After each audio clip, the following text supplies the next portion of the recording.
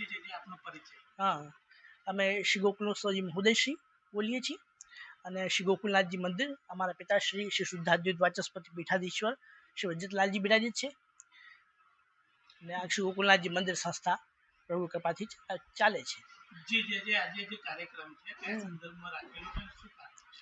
આ મિટિંગ આપણે એટલા માટે બોલાવવાની આવી છે કે જે ભારતીય સંસ્કૃતિને આજે ઘણી દુઃખની વિષય છે કે ભારતીય સંસ્કૃતિને ઠેસ પહોંચાડે એ એક ફિલ્મ બહાર એક એવા લોકો દ્વારા બહાર પાડવામાં આવી છે જે નેટફ્લિક્સ દ્વારા યશરાજ મહારાજ ફિલ્મ તેનું નામ છે અને એમાં આપણા પૃષ્ઠમાર્ગી શ્રીનાથજીના ઇત્યાદિ ચિત્રો છે.